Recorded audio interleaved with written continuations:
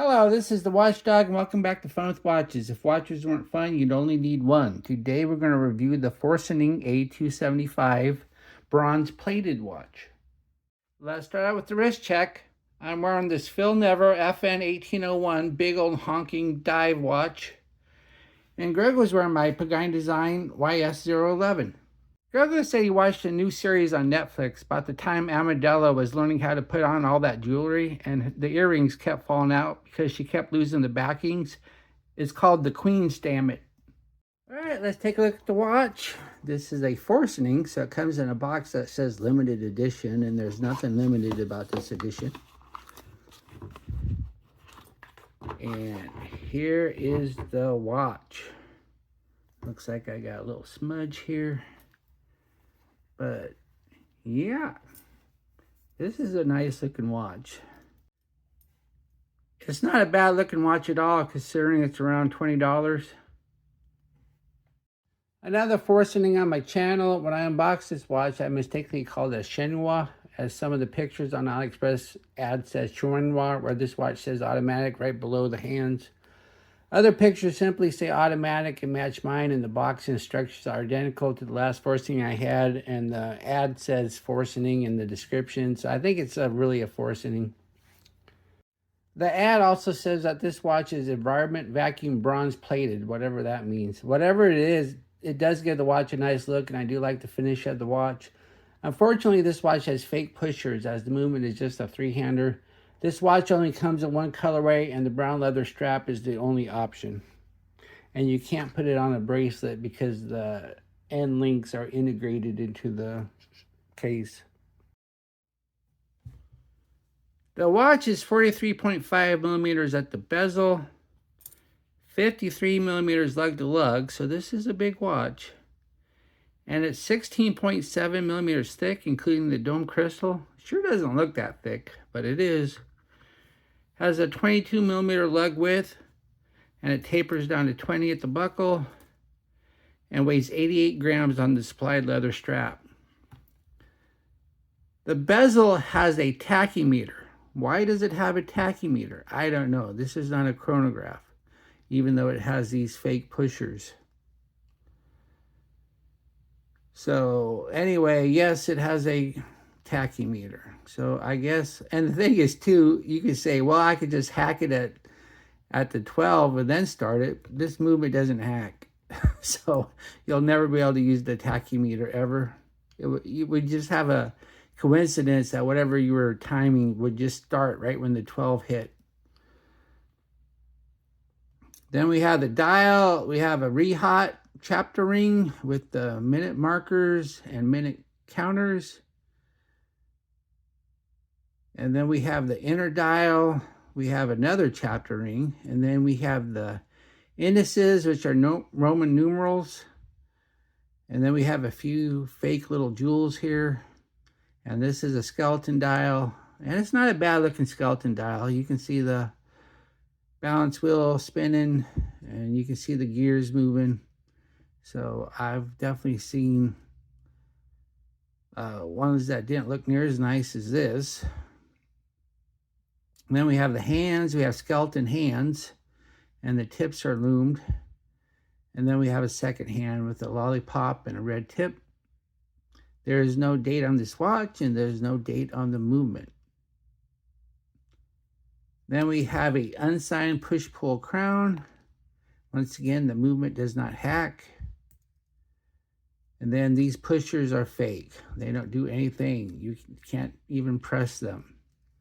So I'm assuming that this watch must be homaging something that's a chronograph. That's why it has a tachymeter and fake pushers. But I don't know what it is.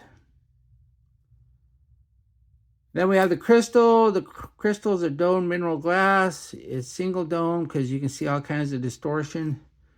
But I can see it kind of a blue tint. So I don't know if that means it has AR coating. I don't know why it would need AR coating since it's glass and not sapphire. But it does do a good job of not reflecting, I guess. And then we have the case. And once again, the case is a bronze coated alloy least it says it's bronze plated. I don't know if it really is or not, but it sure looks nice. The lugs though aren't really traditional lugs. They make it look like there's end links to the strap, but there aren't.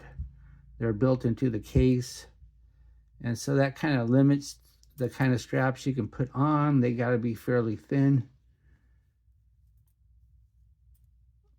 But the case is shaped nice. The only reason it's so thick though is this case back's pretty thick. And I don't know if it needs to be this thick considering the movement, but that's what they did. And then we have the case back. The case back says best metal bezel resistant stainless steel. Best metal. Okay. Well, at least it's not saying all stainless steel. Because it's not. It's once again, it's a plated alloy. The case back looks like it's a screw down, but I tried to unscrew it and it wouldn't unscrew. And then I noticed the notch here. So it is a press-on case back. And of course, it's glass. Then underneath the case back, it didn't say what the movement was, and there's no writing on the movement, but it looks just like the other forcing I just did. And that was a DD119, which is a variation of the Tanji movement. And this is the, I think 19 means this is the 19 joule version. It used to be a 17 joule version, and they jacked up the joules a few times. And this movement's been around forever. It's not the most reliable thing in the world, but it's very, very affordable. But we'll go ahead and put it on the Timegrapher anyway. I looked up the lift angle, and nobody knows, but people are assuming that since it's a variation of the Tanji, it's going to be 52 degrees. So that's what I'm going to do it on. Here it is on the Timegrapher. As you can see, it's not running too bad. The worst reading I got was plus 14, but that's when I just turned it on, so maybe that was just an anomaly. But other than that, it's running about plus 8. And there is quite a bit of beat error, but once again, I don't know if the lift angle is correct on this Timegrapher or not. And I'm not going to move it around.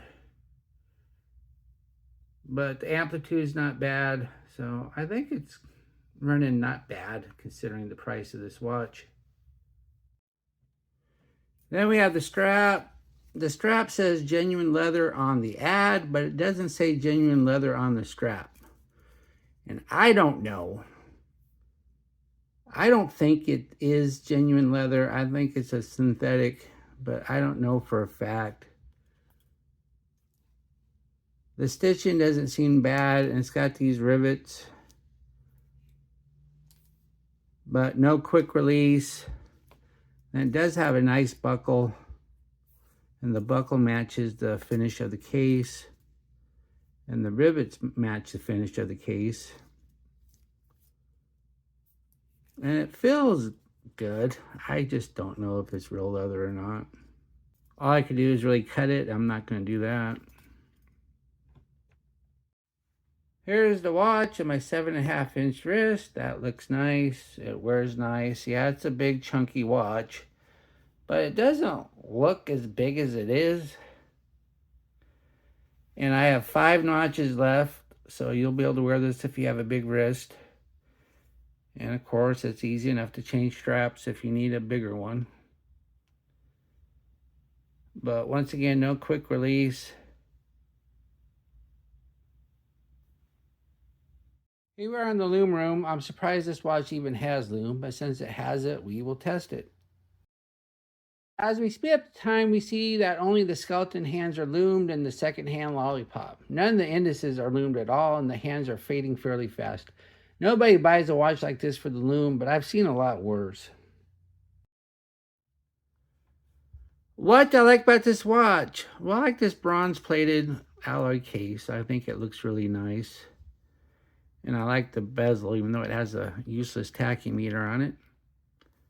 I like these rivets and the leather strap. And I like the skeleton dial. What are my grapes and groans? Fake pushers. I hate fake stuff on watches. Why is there a tachymeter on the bezel when this isn't a chronograph and the movement doesn't even hack, so you'll never use it? And there's no quick release on this strap. Do I recommend this watch? Sure, it's a really nice looking watch for the money, so I can forgive the fake pushers, I guess. Well, thank you for watching my review of the Forsining A275, and I'll be back with another review. Be sure to like and subscribe to my channel. And if you like this watch, be sure to use my affiliate link and I'll get a tiny commission. Bye.